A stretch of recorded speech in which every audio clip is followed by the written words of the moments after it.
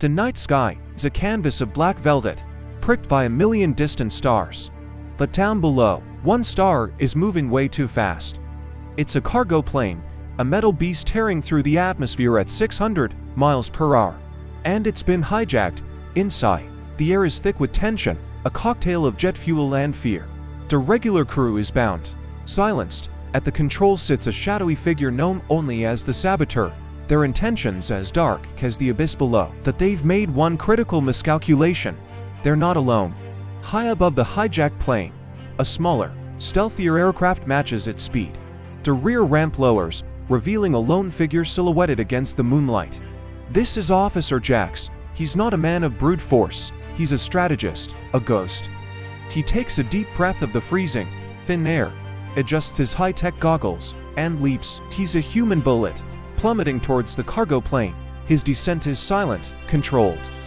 With a whisper of compressed air, a grappling hook fires from his wrist, its magnetic head clamping onto the fuselage with a barely audible thud.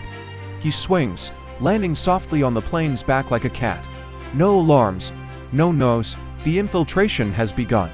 Jax finds a maintenance hatch, his multi-tool making short work of the electronic lock. He slips inside, the hatch ceiling behind him. He's now in the belly of the beast, the cargo hold. It's a cavernous space, a maze of shipping containers stacked high.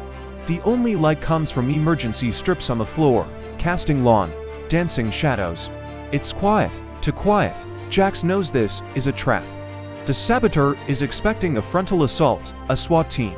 They're not expecting one man moving through the shadows. He activates his thermal scanner. The hold is a web of red lines, laser tripwires. One wrong step, and this whole metal tube could become a fireball. This is a game of inches. Jax unholsters his primary tool, a compact grappling launcher. It's not for climbing mountains, it's for navigating impossible spaces. He aims at a steel beam high above, fires, and is silently pulled upwards, soaring over the first set of lasers. He moves from container to container, a phantom in the dark, using the grappling gadget to swing and rappel, bypassing each trap with fluid precision. Every movement is calculated, every landing soft as a whisper. He's making his way towards the front of the plane, towards the cockpit.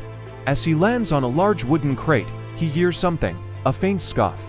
Not a machine sound, human. He freezes, blending into the shadows. Two of the Saboteur's henchmen are patrolling the central aisle. They're armed, on edge, their flashlights cutting nervous arcs through the gloom. Jax watches their patter. 3 steps forward, pause, sweep left, sweep right, repeat, predictable. Jax waits for the perfect moment. As they turn their backs, he drops a small disc to the far end of the hold. It emits a high-frequency sound, just outside the range of human hearing but enough to register on their comms as static. What was that? One of them mutters, turning toward the sound. That's the opening. Jax swings down behind them, a blur of motion. He doesn't throw a single punch. Instead, he uses a specialized foam grenade. It erupts in a cloud of thick, fast-hardening adhesive. In seconds, the 2 henchmen are stuck to the floor, immobilized and unable to raise an alarm. Clever, not concussive. He continues forward, the maze of containers growing more complex. He can feel the plane bank slightly. The Saboteur is changing course. Time is running out. He reaches the final bulkhead before the cockpit section. This door is heavily reinforced. But Jax isn't going through it, he's going over it. He spots a ventilation shaft running along the ceiling. It's a tight squeeze, but it's his only path. He crawls through the dusty, narrow shaft, the groaning of the plane structure all around him. He can hear voices now, coming from the cockpit. The Saboteur's voice is calm, chilling. They're talking to air traffic control, making demands. Jax moves faster. He finds the vent that opens directly above the cockpit's small galley area, just behind the pilot's seats. He peers through the grate. He sees the Saboteur at the controls, with another accomplice standing guard. This is the endgame. He can't just drop in. He needs a distraction, something to pull their attention. He sees a coffee maker in the galley. Using a thin, flexible probe from his multi-tool, he reaches through the vent and shorts the machine's wiring.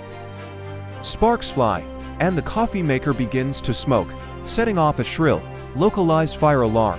What now? The guard yells, moving toward the galley to investigate. The saboteur is annoyed, their focus momentarily broken. That's Jax's moment. He drops from the vent, silent as ever. Before the guard can even turn, Jax deploys a Ebola-like device that wraps around the man's legs, sending him tumbling, tangled and useless. Now it's just him and the saboteur. The pilot doesn't even turn from the controls, instead banking the plane sharply, trying to throw Jax off his feet. But Jax is prepared. His magnetic boots clamp to the floor, holding him steady. Officer Jax, the saboteur says, their voice distorted by a mask. I was expecting a team. They sent a gymnast instead. Jax doesn't answer. He lunges, not at the saboteur, but at the control panel. His fingers fly across the switches. He disengages the rogue autopilot, locks out the controls, and reroutes flight command to a secondary panel. The saboteur is furious, realizing they've lost control of the aircraft. They reach for a weapon, but it's too late. Jax uses a simple, elegant move, a flick of the wrist that disarms them, sending the weapon skittering away. He secures the saboteur with a pair of high-tech cuffs, their plan foiled not by a bullet, but by superior strategy and a deep understanding of the plane systems. With the cockpit secured, Jax takes the controls. He radios air traffic control.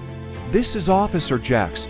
The situation is under control. I'm bringing her in. Below, a runway lights up, a welcoming beacon against the deepening twilight. The sun is setting, painting the clouds in fiery shades of orange and purple. Jax expertly guides the massive plane down. The landing is smooth, a testament to his skill.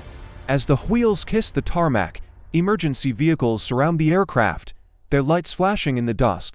The cargo bay doors open, the crew is freed, the henchmen are apprehended, and the saboteur is led away. Jax stands on the runway, the wind whipping at his jacket. He looks back at the plane, a dark silhouette against the spectacular sunset. He didn't fire a single shot. He won with his wits, his training, and his courage. It's a quiet victory, a powerful reminder that the sharpest weapon is the mind. He simply nods to the ground crew, his work done. Another crisis averted by the silent hero who moves in the shadows.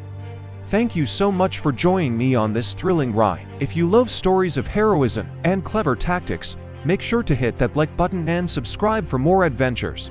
Let me know in the comments what you thought of Jax's methods. Until next time, stay safe and stay sharp.